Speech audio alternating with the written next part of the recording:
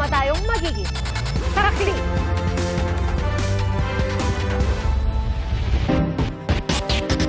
Pinaghahanap ang isa sa tatlong lalaking sumugod sa bahay ng magkapatid na nakaalitan nila sa kalsada sa Bulacan. Ang tinutugis na suspect, armado ng baril nang lumusob sa bahay ng mga nakaaway. Saksi, si June Veneracion. Galit na sumugod ang tatlong lalaking yan sa bahay na ito sa barangay Minuyan, Norsagaray, Bulacan. Isa sa kanila, armado ng baril. Babasagin mo sa sakyan nyo pag hindi kayo lumabas. Ay, may mga baril sila. Pumunta sila rito. Nakatok kami dito. Sino ba yung mga tao na to? Hinahunting pala ng mga umataking lalaki ang magkapatid na nakatira sa lugar. Sa investigasyon ng Bulacan Provincial Police Office, nakaalitan sa kalsada ng magkapatid na sakay ng SUV ang dalawang nakamotorsiklong sumugod sa lugar. Nakainom daw ang mga nakamotorsiklo nang mangyari ang gigitan.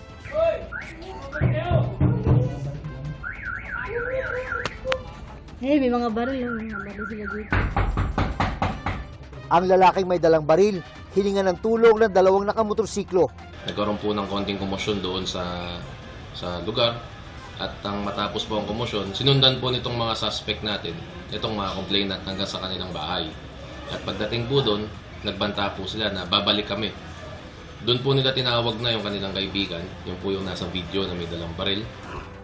Nangyari ang insidente noong May 3. Sa follow-up operation, naaresto ang dalawang nakamotorsiklong suspect. Nung naaresto po itong dalawa na suspect na nakamotor, ay kinasuhan na po natin noon ng grave threat, malicious mischief at trespass po sa dwelling.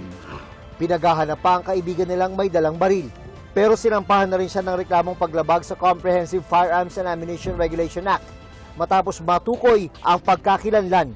Wala siyang record sa LTAP at meron pong nakarehistro sa kanyang baril, ngunit ito po ay expired pa noong 2016, kaya po siya ay nakasuhan ng violation ng 10591, RA 10591. Tumangging magbigay ng pahayag ang dalawang nahuling suspect na nasa kustodiya ng Norsagaray Police. Ako si June Veneracion, ang inyong saksi. Hanggang 600 pamilya ang nawala ng tirahan sa malaking sunog sa Parañaque. Isa lang po yan sa mga sunog na sumiklab sa iba't ibang bahagi ng Metro Manila nitong nakalipas na 24 oras. Saksi, si Bam Alegre. Binalabog ng malaking sunog ang mga taga-barangay San Antonio sa Parañaque City bago mag-alas 10 kagabi. Sa video ni Hughes Cooper Keith Lineri, kita ang laki ng naglalagablab na apoy na tumutupok sa mga bahay. Kita rin ang kapal ng usok. Pasado alauna ng madaling araw, ganito pa rin kalakas yung sunog na sumiklab dito sa Parañaque. Hanggang ngayon, ito ay nasa ika-4 na alarma, malakas ang usok, at hanggang ngayon nahihirapan pa rin ang mga bumbero na apulahin ang apoy. Inabot ng Task Force Alpha ang sunog. Sa tala ng barangay, 2 ang sugatan. Parehong lalaki. Ang isa may sugat sa ulo, ang isa sa gawing binti. May babaeng residente ring hinimatay. Ayon sa BFP, 500 hanggang 600 na mga pamilya ang apektado. Tinatayang nasa 1,800 na individual yan. Nasa 900,000 pesos ang estimate na halaga ng pinsala sa ngayon. Mahigit 100 estruktura ang naapektuhan ng sunog. Umabot po tayo sa Task Force Alpha kasi yung unang-una, yung lugar ay medyo masikip. At the same time, yung supply of water supply natin. Yung looban masyadong malalayo. So umabot tayo sa 20 na putol ng fire hose para lang maabot yung ating mga nasusunog na mga kabahayan. Meron daw pong nagsiga sa likod ng bahay. Although hinantay pa po namin yung final report po ng BFP. Alas 5 ng umaga na nang tuluyang maapula ang sunog. Nagkasunog din sa Barangay Holy Spirit sa Quezon City pasado alas 4 ng umaga. Mabilis na kumalat ang apoy sa magkakadikit na commercial establishments. Kabilang sa natupok ang 3 kainan, isang pet shop at isang butika. Pagdating namin, malakas na yung apoy. So doon kami nahirapan kasi natural siyang commercial, tapos ang puro lights material ang gawa sa loob. Actually, we are a refugee here. We've been repatriated from Gaza almost 2 years, and this is our main source of income, you know. So we are surviving day by day, to be honest with you, in terms of paying the house, fooding, and all of this issue. But now it become very complicated. Walang nasugatan sa sunog. Iniimbestigahan pa ang sanhi ng apoy at kung saang establishmento ito nagsimula. Pressure daw, pressure! Umabot naman sa ikatlong alarma ang sunog sa barangay Bagong Bayan, Taguig. Ayon sa BFP, may 11 pamilya na naapektuhan ng sunog. Tinatayang 2.5 million pesos ang halaga ng mga pinsala. Mas sikip po yung ating mga iskinita dito sa sunog natin na naganap dito sa Bagong Bayan. Nahirapan din po tayo sa supply ng tubig. Ang residenteng si Jo Marie Santos pauwi galing ng trabaho nang inabisuhan siyang nasusunog ang kanyang bahay. Umuusok pa lang po siya.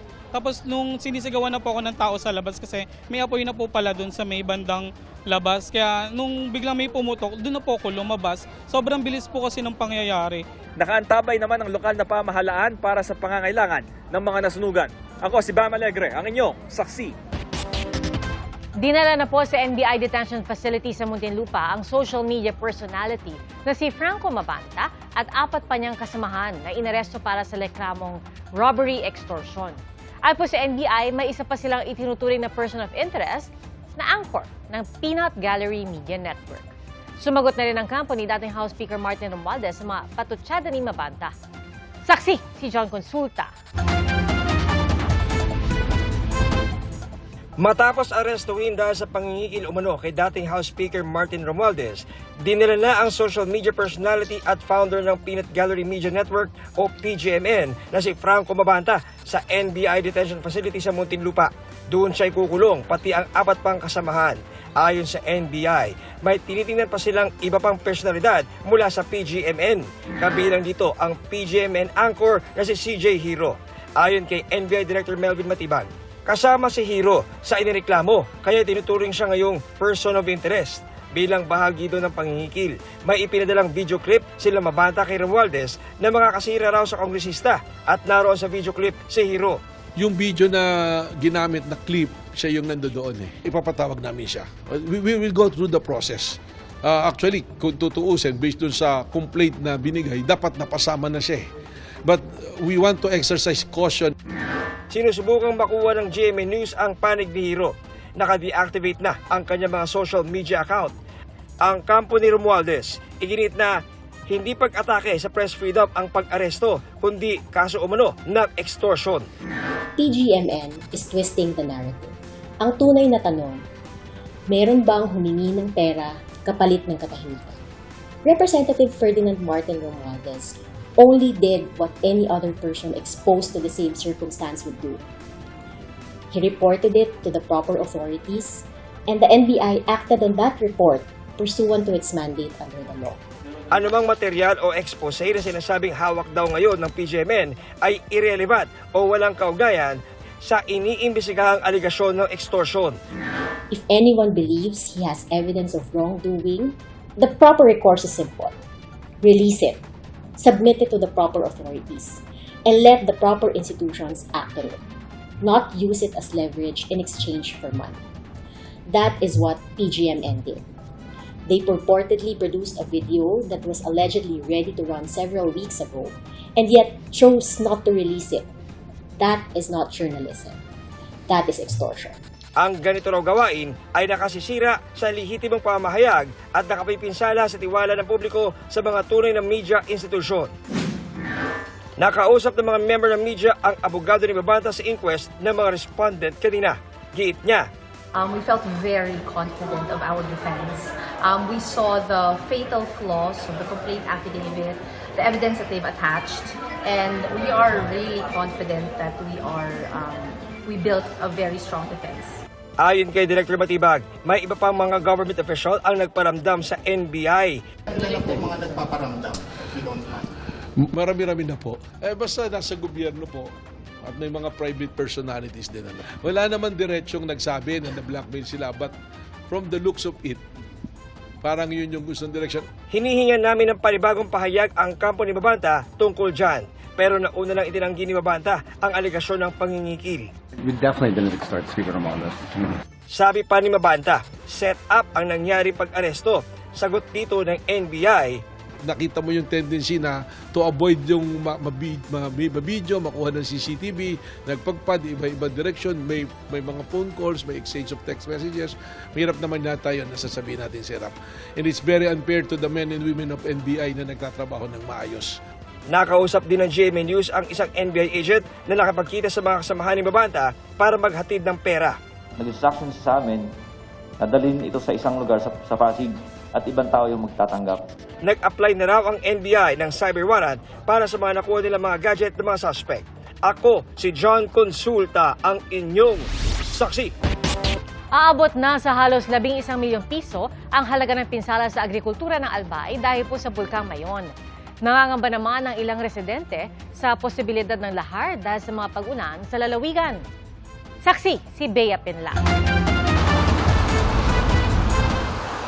Pabugso-bugso ang buhos ng malakas na ulan sa ilang bahagi ng Albay kaninang umaga. Tila pinasayaw ng hangin ang mga punong balot pa ng abo mula sa ashfall nitong Sabado. Sa gitna ng ulan, pasado alas 8 kanina, may naitalapang lava flow collapse sa southwestern slopes ng Mayon. Ang pag-aalboroto ng bulkan na sinasabayan ng ulan, ang kinakatakot ng mga nakatira sa paanan ng Mayon dahil posibleng magpaagos ng lahar. Gusto nga ng mga nganaa, di. Ama, di ang pagusto na nagaluan na ako. Hindi, mambalang kami pinaybakuit. Kaya minsan para suka na sa ng gulti baga nga bu. Nakakapay na ako din doon dalaga. Hindi na ako adon. Pero pigtis ko na sa nata. Ura man ako adon ng taga din na pati. Araw na sabing nagparauran. Ayo anon siyang bagyo. Sige naman ang isip ko sa. Kung bumuhos ang matagal at malakas na ulan, 10 lugar sa Albay ang posibleng tumbukin ng lahar base sa hazard map ng PHIVOLCS. Kabilang dyan ang Bakakay, Kamalig, Ligaw, Tabaco, Daraga, Ginubatan, Legazpi, Malilipot, Malinaw at Santo Domingo. Pinag-iingat ng PHIVOLCS ang mga downstream barangay malapit sa Miisi at Binaan Channel ng Mayon. Nagkaroon po ng deposition ng pinatawag natin ng PDC deposits or yung Luzon sa areas po ng Binaan at Miisi Channel. Sila yung increased risk for what we call eruption-related lahars. Meron din po kasing possibility na mag-generate pa rin ng lahars sa different areas po ng Mayon Volcano. So around 19 channels po itong pinag-uusapan natin na paikot po ito ng bulkan. Nagsimula ng maghanda ang lokal na pamahalaan ng mga posibleng daanan ng lahar. Mahigpit din ang pagbabantay ng Philippine National Police at Armed Forces of the Philippines para wala nang makapasok sa 6-kilometer danger zone ng bulkan. Malaking pasakit para sa mga magsasakang sa loob ng danger zone nagtatanim at nag-aalaga ng mga hayop. Sa tala ng pamunuan ng Barangay Miisi, halos 200 magsasaka nila ang apektado ng ashfall. Ang problema nila, yung mga hanap buhay nila doon, yung mga taniman nila, halos natabunan ng abo. Halos nasunog lahat. Kaya kababaan po sila yung mga alaga nilang hayop. Namatay lahat. Ayon sa Albay Provincial Office, sa Lunes magsisimulang mamahagi ng mahigit 10,000 pisong ayuda ang DSWD sa mahigit 6,400 magsasaka na apektado ng ashfall. Umabot na ng halos 11 million pesos ang halaga ng pinsala sa agrikultura ng probinsya, batay sa ulat ng Albay Public Safety and Emergency Management Office. Ngayong araw, namahagi ng tulong ang Kapuso Foundation sa mga bayang apektado ng ashfall. Ako si Bea Pinlac, ang inyong saksi. Pinag-aaralan ng Iran ang isang mungkahi mula sa Amerika na posibleng magbigay daan sa kasunduan para magtapos ang giyera sa gitnang silangan. Ginagamot naman sa ICU ang ilan sa 7 Pilipinong crew na nasugatan ng atakihin ng isang barko sa Strait of Hormuz. Saksi si JP Soriano. Mahigit 2 buwan mula nang magsimula ang giyera sa gitnang silangan. At matapos ang ilang beses na bigong magkasundo ang Amerika at Iran para sa pagkatapos ng sigalot. Isang limitado at pansamantalang kasunduan ang pinag-aaralan ngayon ng Iran. Batay sa mga ulat, layo nitong tapusin ang karahasan at ma-stabilize ang biyahe ng mga barko sa Strait of Hormuz. Pero hindi pa raw nito mareresolba ang malalaking issue na hindi mapagkasunduan ng dalawang panig partikular ang issue sa nuclear program ng Iran. May tatlong bahagi umano sa ilalim ng panukalang framework. Una, ang formal na pagkatapos ng gyera. Ikalawa, ang pagresolba sa krisis sa Strait of Hormuz. At ikatlo, ang paglulunsad ng 30 araw na window para sa negosasyon tungo sa mas pangmatagalang kasunduan. Ayon sa isang Pakistani source ng Reuters, malapit nang maabot ang isang one-page memorandum na formal na magtatapos ng gyera. Si US President Donald Trump, kampanteng malapit nang matapos ang sigalot. They want to make a deal badly, and we'll see if we get there. We've had very good talks over the last 24 hours. And it's very possible that we'll make a deal. Yeah, please. We're beating them badly and they want to settle very badly. It will work out very quickly. Kampante rin si Trump na makukuha ng Amerika ang uranium ng Iran. Pwedeng gamitin ang uranium para makalikha ng nuclear energy at ng nuclear weapon. At ang akusasyon ng Amerika, nuclear weapon ang totoong pakay ng nuclear program ng Iran, bagay na itinatanggi ng Iran. Hi, Mr. President. Can you tell us what you think about the extracting the uranium from Iran? Yeah, we're going to get it. How will you get it, sir? We're going to get it. Sa gitna nito, bumaba ang presyo ng langis sa world market. Batay sa global benchmark na Brent crude, bumaba sa $98 hanggang $99 ang kada bariles ng langis. Itinigil din pansamantala ni Trump ang Project Freedom ng Amerika, kung saan tinutulungan ng Amerika ang mga barko na makalabas sa Strait of Hormuz. Dahil daw yan sa sinasabi ni Trump na maganda ang takbo ng peace agreement at pakiusap na rin ng mediator na Pakistan at ibang bansa. Matapos simulan ni Trump ang Project Freedom noong Lunes, ilang barko ang napaulat na inatake sa rehiyon. Isa rito ang container ship na San Antonio na tinamaan ng Iranian drone nitong Martes. 7 Pilipinong tripulante ang sugatan ayon sa Department of Migrant Workers. Ang ilan sa nasugatan nasa ICU sa di tinukoy na ospital. Because merong explosion on board, yung drone attack, merong burns at gas inhalation in the process. 3 in more serious condition na minomonitor din natin ngayon. Sa kabila naman ng inanunsyong ceasefire sa pagitan ng Israel at Hezbollah, nakapagtala ng mga airstrike sa Lebanon. Sa unang pagkakataon mula nang mapagkasunduan ng ceasefire noong Abril, inatake ng Israel ang southern suburbs ng Beirut para puntiryahin ang isang commander ng grupong Hezbollah. 5 ang patay sa isa sa mga airstrike. Dati nang inakusahan ng Israel at Lebanon ang isa't isa ng paglabag sa tigil putukan. Ako po si JP Soriano, ang inyong saksi. Ibinasura ng Quezon City Regional Trial Court, Branch 81, ang petisyon para ipatigil ang impeachment proceedings sa Kamara laban kay Vice President Sara Duterte. Ang asawa ni Vice President Duterte na si Second Gentleman Manasseh Carpio ang naghain ng petisyon. Sa desisyon, sinabi ng Korte na hindi ito maaaring manghimasok sa ginagawa ng Kamara na alamin kung may sapat na batayan para litisin ang impeachment complaint. Ito raw ay tungkulin ng mababang kapulungan na nakapaloob sa saligang batas. Ang Kamara rin daw ay isang co-equal branch ng hudikatura kaya dapat daw sa Supreme Court inihain ang petisyon. Kaya hindi pinagbigyan ng Korte ang petition for prohibition ni Carpio dahil sa lack of jurisdiction. Hindi rin pinagbigyan ang hiningi niyang writ of preliminary injunction. Dumating na po sa Cebu ang lahat ng mga pinuno at kinatawan ng 11 miyembro ng ASEAN o Association of Southeast Asian Nations. Pinulong po ni Pangulong Bongbong Marcos ang mga leader ng Cambodia at Thailand kaugnay sa sigalot sa dalawang bansa dahil sa agawan sa teritoryo. Saksi si Ivan Mayrina. Bilang ASEAN Chair ngayong taon, ipinatawag ni Pangulong Bongbong Marcos ang trilateral meeting na ito kasama sina Thai Prime Minister Anutin Charnvirakul at Cambodian Prime Minister Hun Manet. Simula kasi noong nakaraang taon, humantong na sa bakbakan ng agawan sa teritoryo ng Thailand at Cambodia na naawi sa pagkamatay ng daan-daang tao at sa pinitang paglilikas ng libu-libong residente. Matapos ang pulong nagkasundo ang dalawang lider na pahupain ng tensyon at maghanap ng mga pamamaraan para sa pangmatagalang kapayapaan. Inatasan ng mga foreign affairs ministers nila na paigtingin ng kooperasyon at maghanap ng mga konkreto at praktikal na paraan tungo sa kapayapaan. The Philippines approached this dialogue with utmost respect for both countries, guided by ASEAN's fundamental principles of respect for sovereignty, non-interference, and the peaceful settlement of disputes. Our discussions focus on de-escalations and trust-building measures to restore and consolidate a functioning framework for lasting peace and renormalize relations. Today, we have taken a major step. I am confident that with resolve, determination, and sincerity on both sides, we can advance the pursuit of peace for our two countries and for the region as a whole. Mahalaga ang resultang ito, lalo't ang kooperasyon at pagtutulungan ng ASEAN bilang isang regional bloc ang isinusulong para sa mas epektibong pagtugon ng mga miyembro nito sa epekto ng giyera sa Middle East. Ang trilateral meeting kabilang sa sideline meetings para sa 48th ASEAN Summit.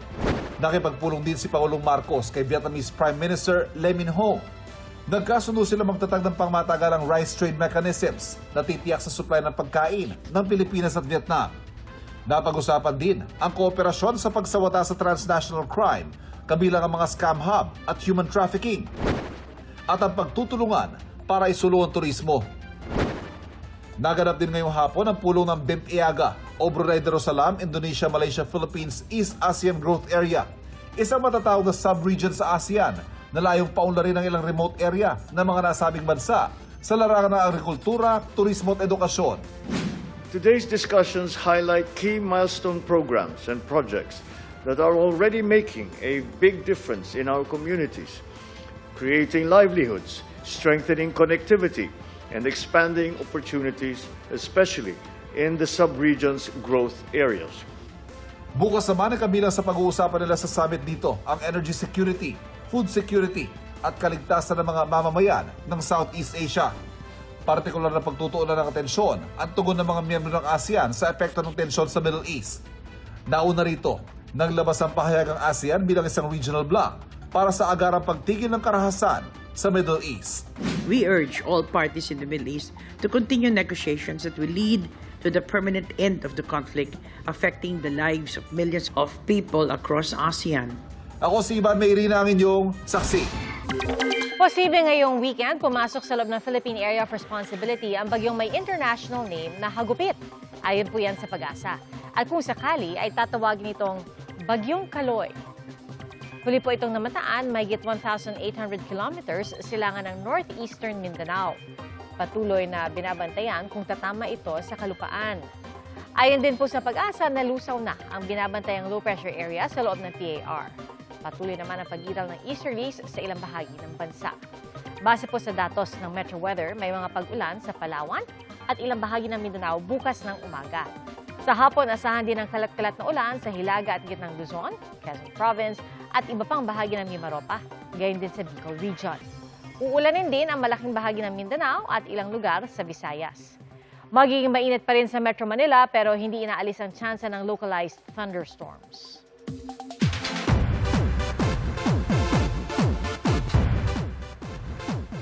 Matapos koronahang Miss Universe Philippines 2026, abala ngayon si Bea Milian Wendorski sa pagsusulong ng kanyang mga advokasya. Ipinakilala naman ang dalawang magiging bahagi ng bagong Clash panel para sa The Clash Teams. Narito ang showbiz saksi ni Aubrey Caramper.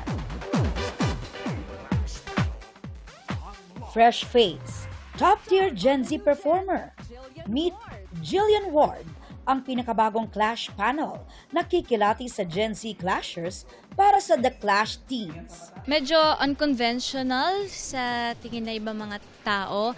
Pero kasi po, well, for me kasi, tinitinan ko yung mga contestants not just as singers, but as storytellers. And ako po, since I started working very young in the industry, 5 years old pa lang po ako, nagkukwento na ako sa mga tao through my shows or my performances. Yung po ang tinitinan ko sa mga contestants.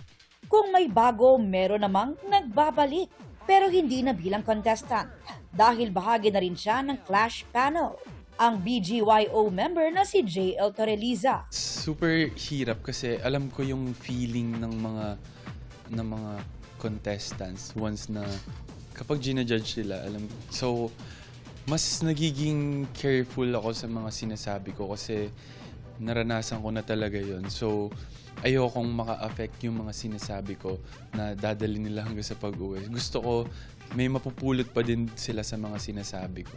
Makakasama ng dalawang Gen Z judges, si Christian Bautista, na handa ng makilala at pulsuhan ang Gen Z clashers. This is a different kind of the clash kasi nga clash teens, and I'm so excited to really listen and feel the energy of this generation na talagang I want to know kung ano yung dreams nila, kung ano yung mga fears nila, kung ano yung mga goals nila. At gagawin namin ang best namin kung paano namin sila matulungan. Ilang araw makalipas ang Miss Universe Philippines Coronation Night, nasa Cloud9 pa rin si Bea Miliano Windorski. Miss Universe Philippines 2026 is Miss Laonia! Abala siya ngayon sa kabi-kabilang guestings para sa Beauty Queen. Pagkakataon din ito para maisulong ang kanyang mga advocacy. Continue promoting the rights of OFWs, protection for our environment, and increasing equality for our trans brothers and sisters is really what makes me continue on this journey. Laking Amerika man si Bea, proud Pinoy raw siya. At the end of the day, this journey has been just about being enough for myself and enough for the communities that I want to support.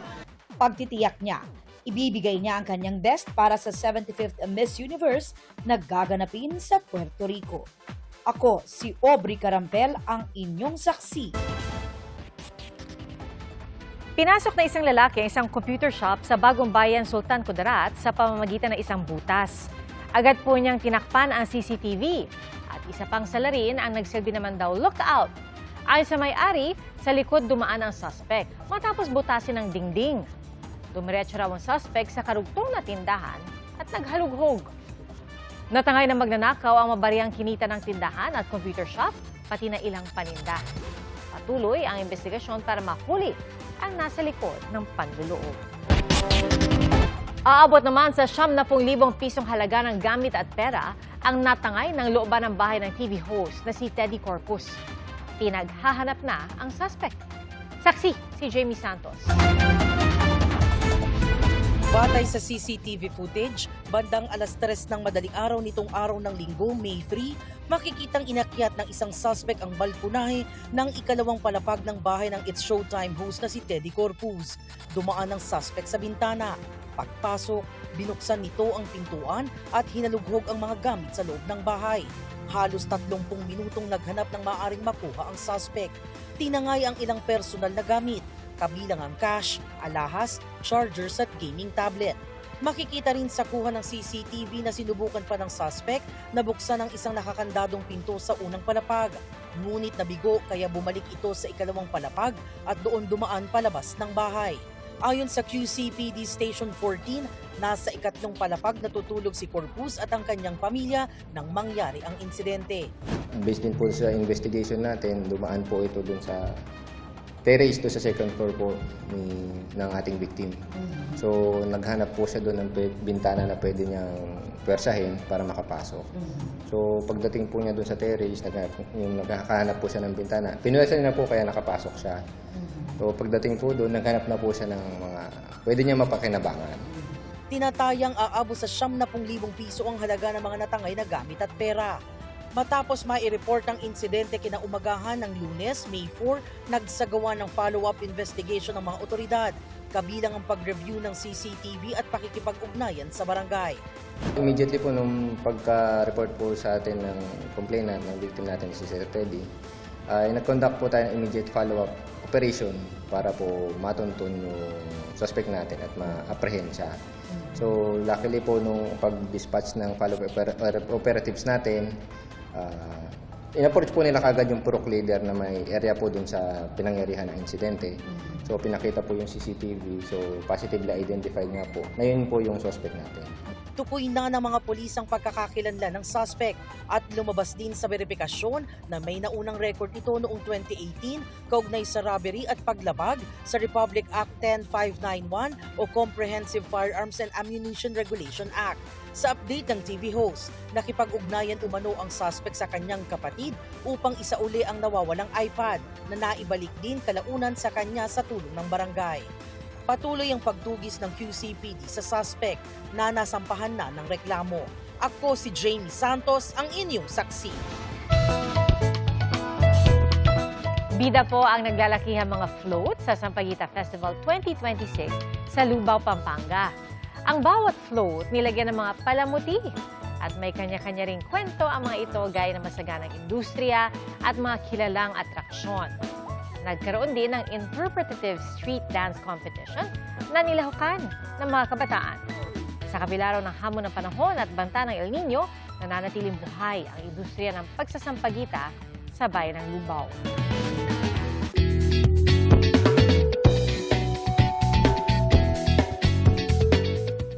Kinagigiliwan ang paraan ng paglilibot ng isang monghe sa Thailand. Kasama po niya kasi sa bangka ang mga alagang aso. Ayon sa monghe, 12 sa 20 niyang alaga ang sumasama sa kanyang paglilibot na tumatagal ng 30 minuto. At kahit saan nga raw siya pumunta, nakasunod ang kanyang mga alagang aso. Naiiwan naman sa templo ang iba pa. At aliw na aliw din naman ang ilang residente sa kanyang mga alagang aso. Salamat po sa inyong pagsaksi. Ako po si Pia Arcangel. Ito ang GMA News. Walang kinikilingan, walang pinoprotektahan. Noon at ngayon, serbisyo. Totoo. Hanggang bukas, sama-sama po tayong magiging saksi.